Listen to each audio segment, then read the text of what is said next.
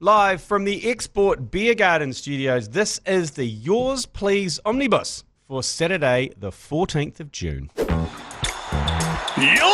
Please! Brought to you by Export Ultra. G'day, Meshy. Happy Saturday to you, mate. Yep, okay, this is the episode where we play back all the Yours Pleases that we don't get around to. We get so many of them, we can't play them every episode. You've taken the time to send us a Yours Please, so the least we can do is take the time to play them all out.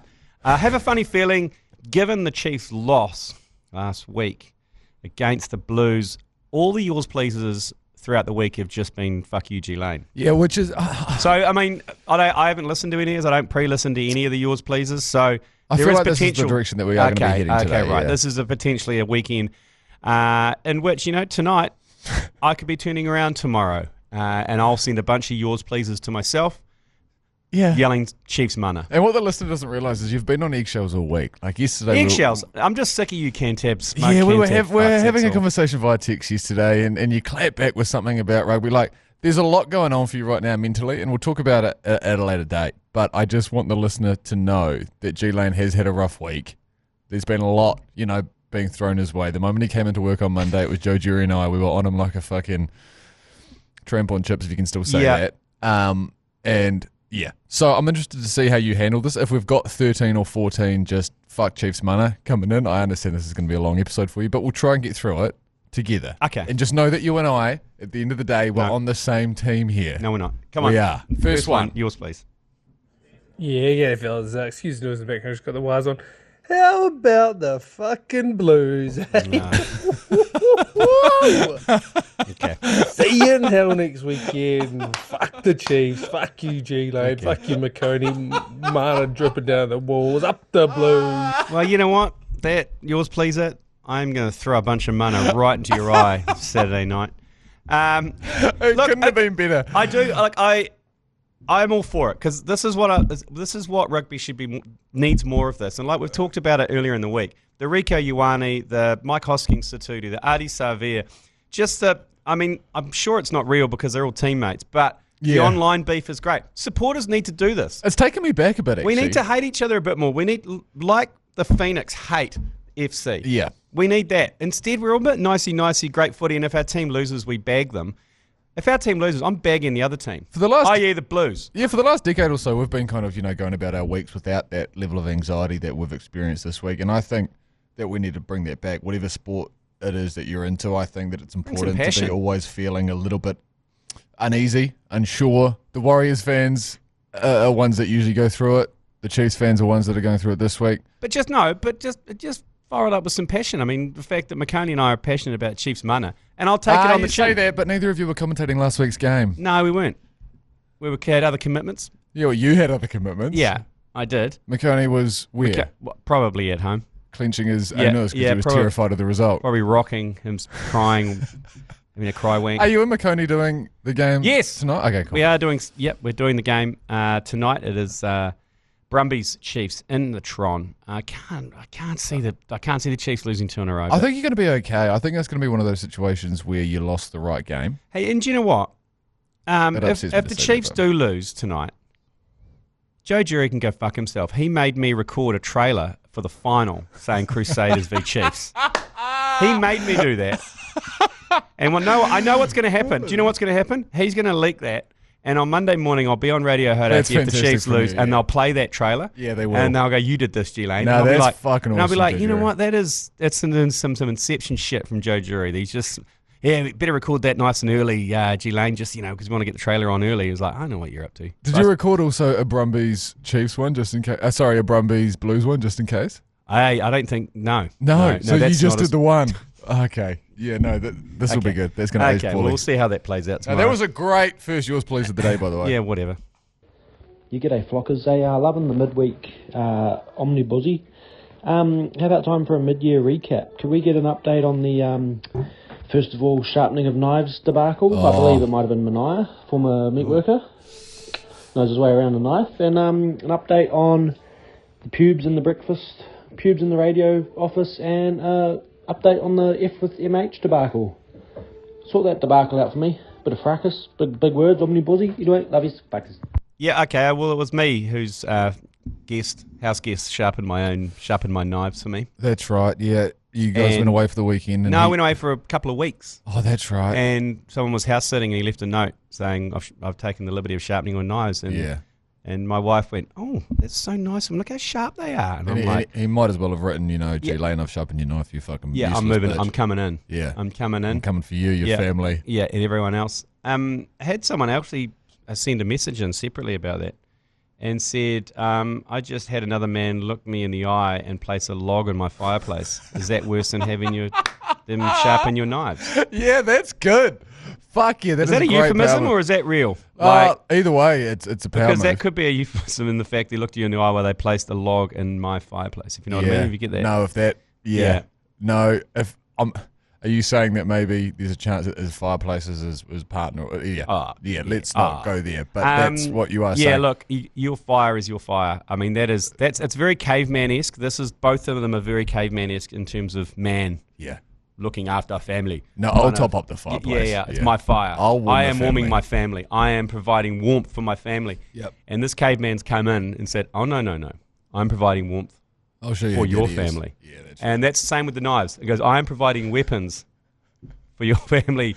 I own the weapons now." So that's the same cut from the same cloth. This is good. If you've got any other situations like this where someone's got the upper hand on you, would love to hear from you, because I think there's a bit of this going on out there.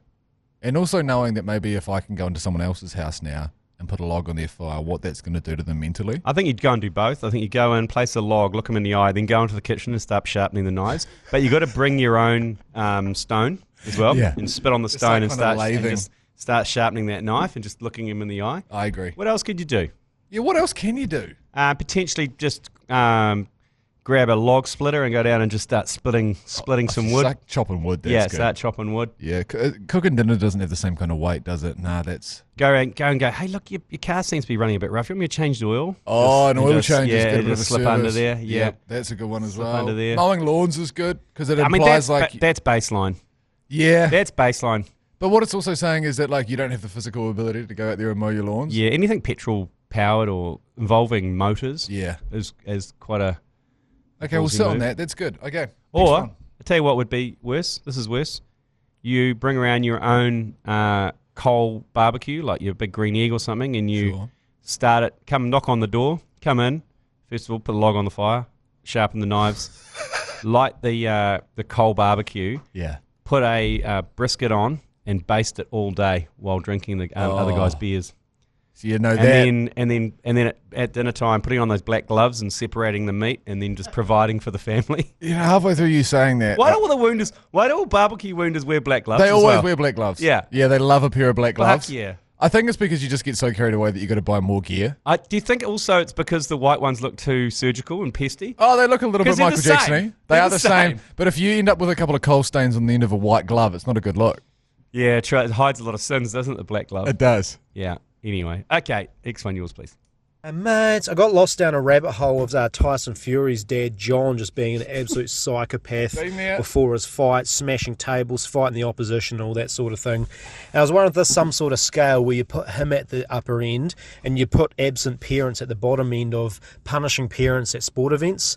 Where would you place the NBA father who got banned? Where would you place the South Africans? Where would you place the netball mums? Is any other sort of parents you'd place on the scale, and where would you place them?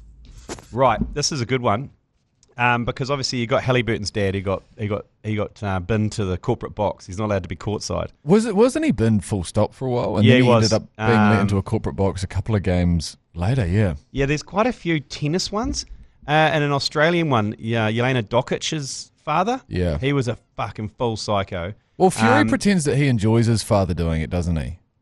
Is that the idea that he kind of makes it sound like he enjoys his dad giving it a hundy? Have you watched the Fury at Home with the Furies? Yeah. And they visit him in his gypsy caravan? Yes. And it's a comedy gypsy caravan. It's not a modern caravan. It's got big wooden wheels, and it's got the big round roof. It is a comedy gypsy caravan. It's a cliche, eh? Yeah. And you go, you've made this up. Fuck off, he lives in here. Yeah. And it's in the middle of a paddock, and I'm pretty sure Tyson Fury owns the paddock, and he's just put his dad in the middle of it. Yeah. But you can't tell me if you're not Tyson, you're not going home at the end of the day and you're seeing a couple clips pop up on social and going, oh, fucking Dad, come on, man. Like, just chill the fuck out. Yeah, it must be mildly embarrassing, wouldn't it? Because you got the tennis parents, because you obviously got... Tennis parents are bad. I played some rep tennis in my younger years, and tennis parents aren't good, man. I got a bit of feedback, actually, from people when I talked about the South African parents on the North Shore, mainly East Coast Bays and Silverdale. Yeah, good to know. I also got quite a lot of feedback saying you are missing a whole new category in tennis parents. Okay. Particularly, there's a few that have been banned. Right, so... From the Tap Peninsula in particular, out West Auckland. I mean, being a tennis parent's just not good for the vanity muscle, is it? Because it's just so about your kid. It couldn't be more about your kid than a game of tennis. Yeah, and also, I mean, there's a few golf parents out there as well. I took my son to a zone day, intermediate zone day golf day, and there was a Chinese lad in the changing room getting massaged by his dad. Okay. And he made him close his eyes and was visualizing the first tee shot. Yeah, right. And I was at the urinal. Christ. This is quite good. I was at the urinal, and he's getting this visualization. I was like, you having a wee? Little part of me, massive bit of satisfaction in the visualization of him on the first tee. Some heathens come in and just ripped a massive fart. Well, you've also got the other end of the spectrum with the golf parents, don't you? Like, some people like to park up the caravan and kind of run a couple of golf lessons on the side. Oh, yes, that's true. To mainly blondes. Whose dad's that? That was Woodsy's dad. Oh, wasn't yeah, it? yeah. What's his right. name? What was Tiger Woods' father's name? Eugene or something weird? There's a great doco. It's the HBO one. If you haven't seen it, there's 3 episodes on kind of Tiger Woods' career, and the amount of focus his father gets on the caravan beside the driving range, with a couple of one-on-one lessons inside. That's what I'm talking. Yeah, yeah. I mean, if you're gonna be that guy or the one massaging your son on a table while there's some guy at the urinal pissing and farting at the same time, I'm picking the caravan. Yeah, that's true. Hey, look, don't get us started on the netball fraternity. Holy shit balls. Yeah. I've had people come up to me with things that goes, hey, get you on the South Africans. You've forgotten about the netball mums and the tennis people. One day we should see if we can kind of set up how do we decide who's worse, Is there some kind of event that can be done where you get netball mums and you get South African parents and you can somehow get them to verse in something? I don't know how that works. But the netball mums, there's something deeply unhappy about them. Yeah, it is. It's a I haven't smiled in 30 years kind of thing. It's terrifying. And and a lot of them are in the high vis, and a lot of them the majority are actually all right, but there's some crazies out there. And if you upset them, apparently you get a letter of warning. It gets sent to the school. Oh, shit. And you get a warning. Okay. My goal by the end of the year is to receive at least 3. Are the netball mums hot? Next one. Yours, please. Tell you what, lads.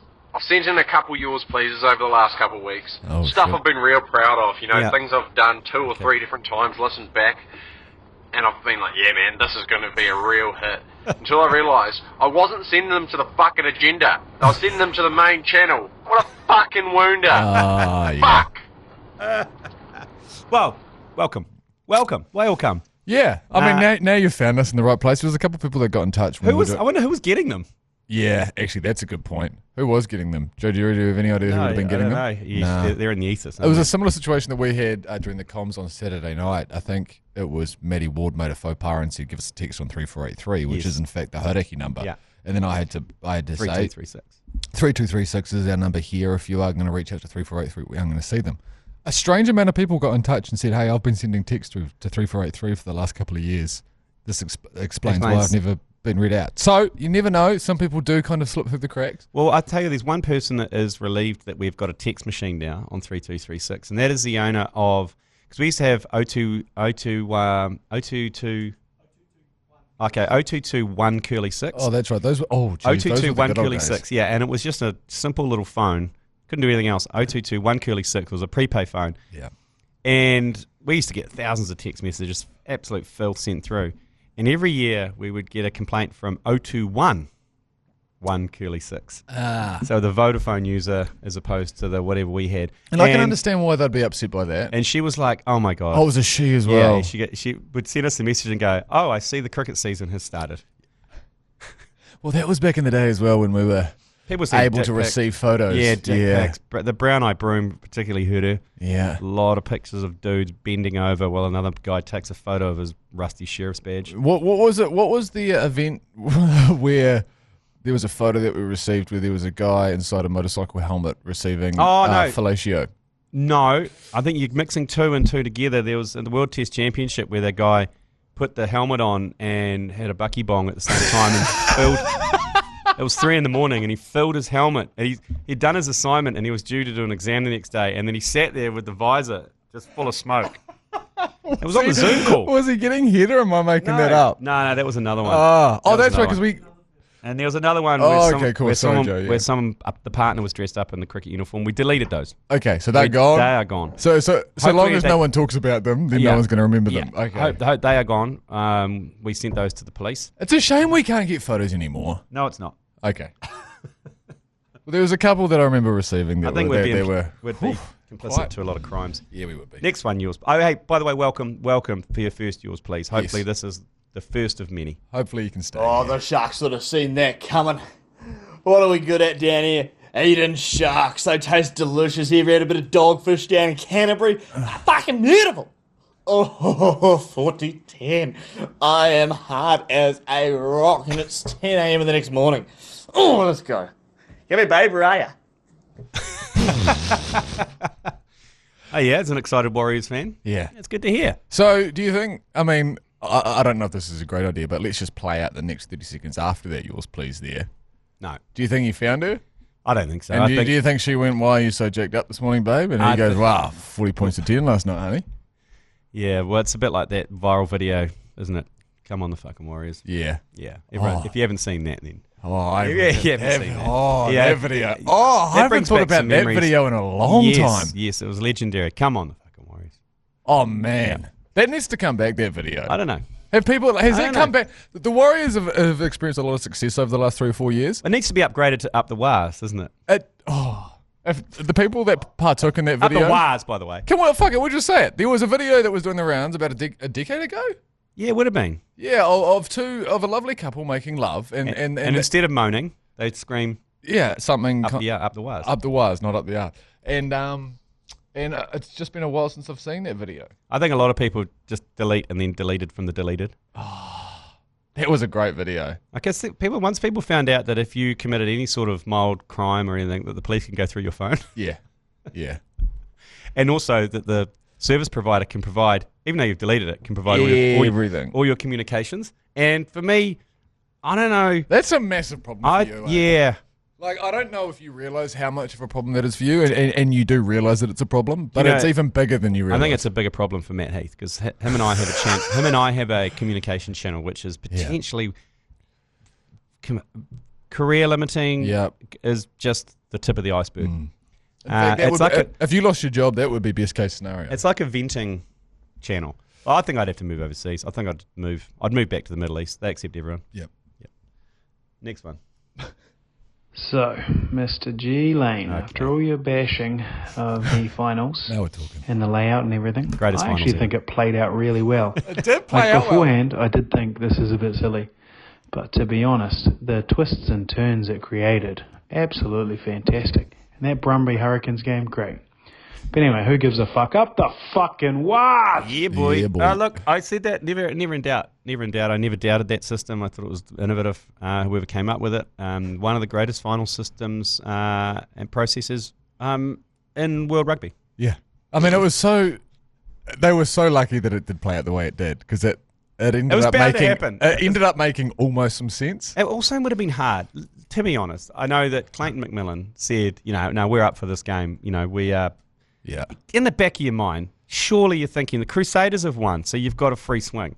You can't tell me that it's not in the back of the player's mind. I think it 100% was. And for the Blues, it was, this is it. Yeah. This is it. Throw fucking the kitchen sink at it. Yeah. That's why probably they're not going to win. No, they're not. Anyway. I don't think they are either. Yeah. Is it going to be a Chiefs Crusaders final? Have we actually set our predictions yet? Is that what we're thinking? It must be. Yeah. Fuck, if the Blues beat the Crusaders, I'm not coming to work next week. Next one, yours please. Yeah, g'day fellas. What a stupid fucking format Super Rugby is. fuck the Blues. Fuck the Blues too, right? There's going to be a supporters group for Chiefs supporters. There is. Coming up at the YMCA on the top of the hill. And then we'll walk down to our Hamilton Lake, Dunko Heads. Coffee shop Tuesday night. Kia ora. Yeah, that's a great idea. That is a great idea. If the Chiefs fuck this up, I'm coming to Hamilton. I'm booking out the YMCA up there on the hill just above the Hamilton Lake, which was heavily polluted. But that'll help cleanse us. We'll book them out. We'll do a Chiefs supporter support group. We've been through so much the last couple of years. We've been in a couple of finals. We've lost them both to the Crusaders in the Blues. We top the table. We lose the playoff. If we don't make the final and we don't win, I'm booking out. I might even book out Founders Theatre, which is the host of the 1994 Miss New Zealand. Okay. I'm happy to operate the trestle table out the front. I'm happy to take names as people enter, number them off. But I think we should not. I think Hamilton Lake is not. I think we need to go down to the river. I can just imagine. We need to go down to the river. A whole bunch of you just staring back at yourselves in the reflection of the water, going fuck. Hamilton Lake's full of duck shit and swan shit. I think we just go down to the mighty Waikato. Yeah, that's the only thing that's going to cleanse us. Well, that kind of that gives you a bit of strength, doesn't it? Looking at the mighty Waikato as opposed to a duck etched out pond. And what we can do as a group of Chiefs fans, if it doesn't go our way, we all urinate into the river and it flows down. Auckland pick it up as a water source further down. That's a great idea. And then we just a little bit of satisfaction to know that Aucklanders are drinking our urine. Too right. Okay, so that's good. We're already planning the Chiefs mana. The Chiefs rehabilitation program. Okay, next one. Yours, please. Yeah, g'day, fellas. Just watching the Banana Ball on ESPN 2. Oh, yeah. How just good. in between the UFC. And, how good? Yeah, it's pretty cool, actually. It's impressive. Kids are into it. Bloody everyone's into it. Like, it's a great way to get entertainment going for baseball, which is predominantly boring. Just trying to think what we can do for cricket, but it's probably just a black clash, to be honest. So, oh well. That's fantastic insight. Thank you. No, banana. So this banana, it's called Banana Ball, but it's the Savannah Bananas, and we've talked about them before. It's entertainment. They've sold out like at 150,000 people over one weekend. Fucked. I know, but they also the game only lasts an hour and a half, 2 hours. People come in 3 hours early because they have restaurants and everything set up. They've got entertainment. They've got bands beforehand, so that by the time the game starts, the stadium is full. Everyone's been there for a couple of hours, so it's it's like a full half day experience, and the crescendo of it is the baseball, which they do flips and do catches and dances and stuff. And the MLB have ignored it, saying it's nothing. Right. And now finally the MLB are like, oh, these guys are selling out NFL stadiums. They're selling out major stadiums. Cities are now fighting over to have the Savannah Bananas to come and play. So taking that concept, we've got the Black Clash. Why don't we take the Black Clash on the road? Oh. Why doesn't the Black Clash just go on the road and play? I mean, how long's the road though? Because 2 games. We can only play a South Island and a North Island game, really. But why not? Why not? Because let's be honest, the Black Clash is not about the cricket.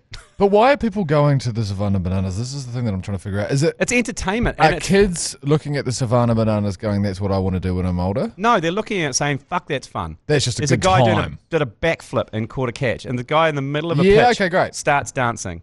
Like, it's all scripted out. It's entertainment as opposed to going to a show or a movie. You go to the Savannah Bananas because it's entertainment. It's like the ACC. We are entertainment at the expense of editorial integrity. We don't give a shit about... We're not going to dive deep on the big issues. We are here to entertain, and that is it. And that's what's upset quite a few cricket fans, upset quite a number of rugby fans, is we don't take it seriously. And it's like, well, fuck it, sports entertainment. This is taking it to the next level. So if you want to search Savannah Bananas and have a read about it, it's fascinating. But America have got the scale to do it. They've done it so quickly though, which is... I know. Savannah Bananas have been around for about maybe 7 or 8 years. Right. I feel like I've only just heard of them over the last 2 years though. Yeah, the last 2 years they've suddenly got real big. Right. And they're social media wise, they're the ones that, they're from Savannah, obviously. That's where they started in this kind of wee G League-y, whatever, kind of regional equivalent of like Heartland Rugby in baseball. Okay. And have grown from there. Okay. I mean, it's amazing, but I just... Because I'm not really that into it. I don't really watch sport for it, but I can totally understand why people love it. Well, it's the non-sports fan. It is a non-sports fan. And there's so thing, many isn't it? non-sports fans out there who want to take their kids to an afternoon of entertainment. Fuck and if yeah. they've got a band playing and they've got players dancing and doing flips and doing food at shit. a reasonable And price. it's still a baseball game. There's still home runs. Yeah. People in the crowd can catch a foul ball and it's out. See, that's sick. And they also have stats on the amount of crowd catches because around of how many foul balls have been caught. I saw a clip the other day of a commentator commenting on a fan and his catch percentage or something like that. I was like, what the fuck? How do they're keeping stats on individual fans catching percentage? It's great. Yeah, It's great stuff. Great stuff. Okay, next one. Yours, please. Question for the panel. Yep. Would the Reds have gone any better in Christchurch if they were wearing vibrating ball pouches on the bench? Yep. 100%. I think anything would have been better than what they did. Fuck yeah. I think they came, they were cold. First half, they got blown off the park, and then they just wanted to get back to the Sunshine Coast. I was watching the build up to that game and just watching them kind of maneuver around the field in the sleet. It was just, I actually felt for them. So they arrived there, they had to do that drive from Christchurch Airport out to the fucking Apollo 13 or whatever we're calling it at the moment stadium. They had to get ready in a portacom that would have had kind of acrylic windows with some kind of metal bars over there the would have front been there would have been condensation down the walls. Yeah. And then they had to warm up there, and then they had to go and sit on the bench, which was... Hey, don't forget the 500-metre walk from the portacoms to the ground.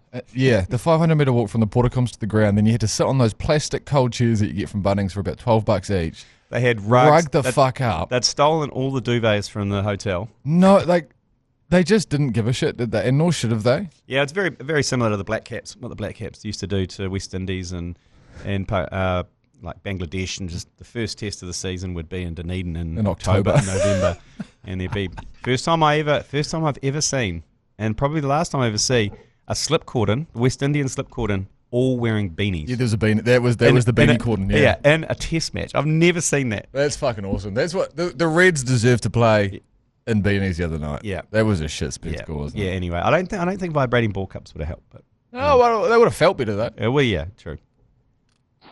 G Lane, you're giving some serious Anakin Skywalker vibes there, the way you're talking about just deleting a bunch of younglings. I'm hurt too, but yeah, we need to let this Chiefs loss go, man. 81st minute, fuck, that stinks, but we can't go murdering a bunch of children, okay? Yeah. You don't want to turn over to the dark side.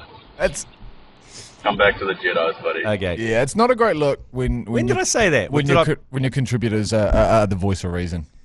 And that's what he is there. Yeah, he's a Chiefs mana, voice of reason, and we need them. But that was the most mature take from a Chiefs fan I think I might have ever heard, and credit to him for it. Well, did I threaten to kill children? I mean, that sounds like something you would do. Okay. When I heard him say that, I was like, yeah, G Lane would say something like that. I can't. I was in the heat of the moment. I didn't obviously mean it. I'm definitely coming back to the But again, like we the said, Jedis. Again, what we said at the top of the episode, it has been a tough week. Shut the fuck up. Yeah.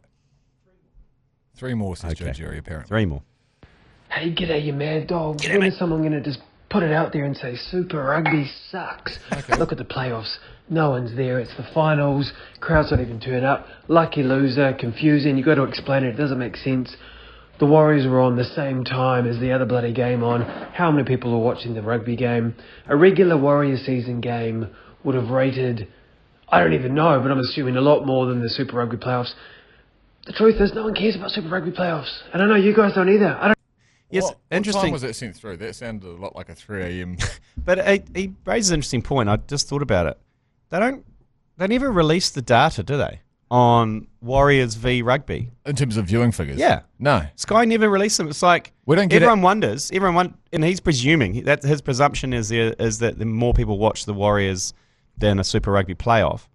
But we don't know because Sky never released them. We've always been very sheltered with our numbers here, though, because they would never give us our numbers earlier on Sky. Right, because earlier in the week we were talking about the NBA Finals, and they released numbers saying that this was the lowest rated NBA Finals since they started recording them in '82 or something like that, right? Who, Sky did? No, sorry, ESPN. ESPN did for the NBA over in the States, and every other league is pretty open about what viewing numbers they get. Do they do it in the NRL over in Oz? Do they tell people how much? I don't know. Well, because you know when like football finals are on, they'll always be like, "Yo, 18 million people worldwide are streaming this." Or Super Rugby did release something saying the viewership is up 15%. But they didn't give us a number. That's classic media. Yeah, right. And you look, and the fact that we're not on Sky anymore could be two things: either we're doing really well or really poorly. We'd never know because they never gave us any numbers. Yeah.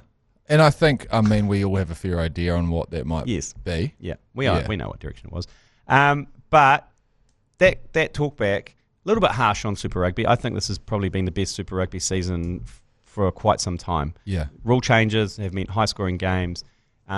Teams have been there or thereabouts in the top 6. The fact that usually it's just a walk. We always know who's going to be the top 4. We didn't really know. A lot of upsets early on. Didn't help with the confusing playoff situation. Format is the only issue, right? Yeah, and shorten it. It's too long. As in the entire season's too long? It's too long.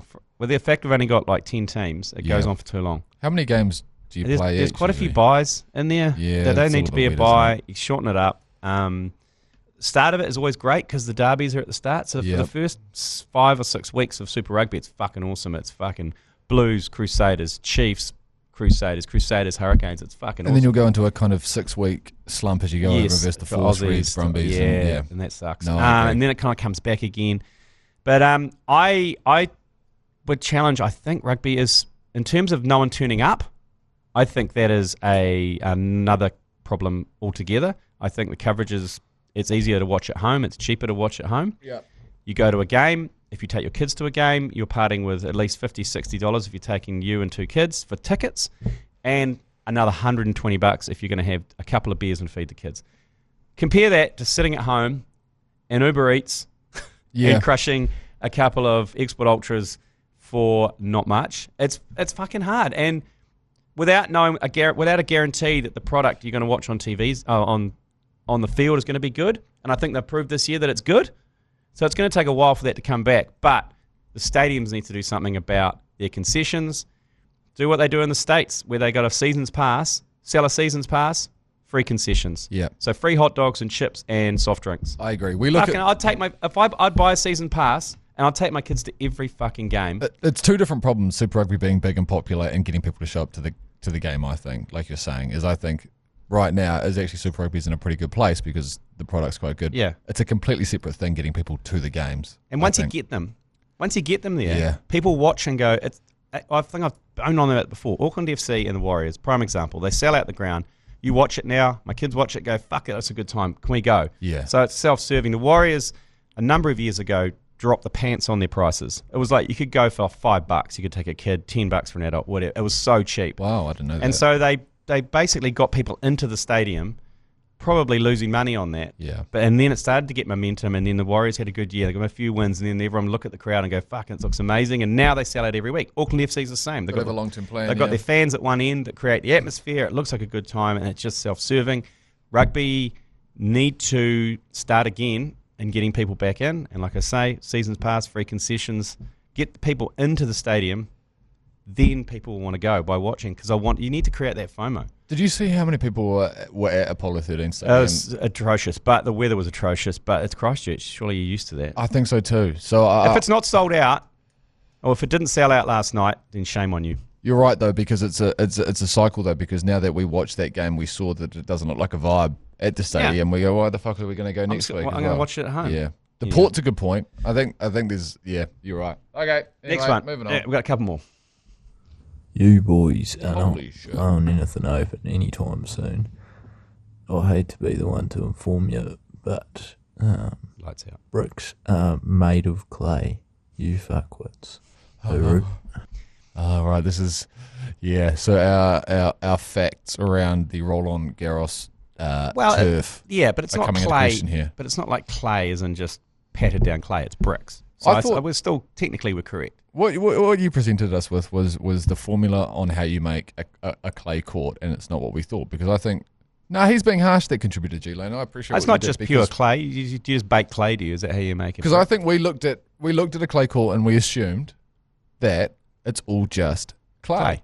But it's bricks. And then you decided to inform us that there's a few extra bits and bobs in there, like some gravel and some coal something. Admittedly, once you turn clay into a brick, does that change its chemical structure?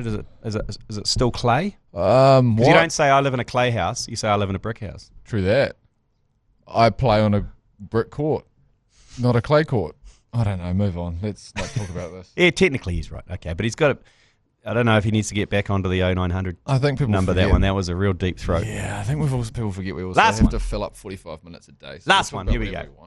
It all makes sense now. All my cucks are in a row. G-Man down to G Lane. What's going on in the background? Grandfather to grandson. The sicko has been inherited. We need a full expose on G-Man. This is going to explain a lot about G Lane and why he's as fucked up as he is. Love you, Lane, but god damn, you need some help, boy. Is he in a factory? Yeah, it's almost like a mill. Yeah, sounded like there was some milling going on. It did, didn't it? I don't know what milling sounds like, but that's what I imagine it sounding like. Do you know, I never put two and two together at the G-Man. Yeah, the G-Man came up, midweek, didn't he? Yeah. And I said, if you want to hear more about the G-Man, get in touch for the Yours Please. Oh, look, Omnibus. maybe once a week I'll release a G-Man story. Yeah, so do you want to do another one, or do you want to hold it off till next week if we already heard I think we'll hold it off till next week. Okay, but, well, you ever think? Yeah. And then just make sure that it's not going to cause any issues. Well, look, G-Man, he's no longer with us, so he's not going to come. He's not going to come for me. His 3 daughters and his son might, i.e. my mum. Oh, yeah. And the 2 aunties and uncle, he was a breeder. Yep. Yeah. He wasn't he, the G-Man? He was good a lot. Yeah. No, I'm not surprised good by golfer that, too. Was he a golfer? Yeah, he coached the King Country senior team. Was he a Waikato born and bred boy as well? And yeah, I think he was. Was he born in Huntley? I think. No, my mum was born in Huntley. I think he was born there or thereabouts. He might have been Wanganui. And why did you call him the G-Man? Just for granddad? Or he was just grandpa. Just called him G-Man. G-Man's good. It gives him some. Wore the braces. Personality, big motor. Lived on the golf course at the Mount for years. And like he was like the golf. He was the golf warden, like the marshal. Oh yeah. Unbeknown to him, he chased me and my friends off that golf course a number of times. Oh, and he just didn't know that it was you. Yeah. Oh, you little shit. That's good. Okay, we'll come back to the G-Man next week. Yeah, okay. Couple more, yours please. That's it. Oh, that's us. That's it. Goodness for that. Hey, go Chiefs mana tonight. Yeah, good luck, mate. I hope for Joe Jury and I's sake, you guys get the win. If you don't, fuck me. I think we all just call it and not come in next week. It's not going to happen. It can't happen. Okay. Uru. You've been listening to the ACC's Agenda podcast, brought to you by Export Ultra. For more episodes, like and follow on iHeartradio or wherever you get your podcasts.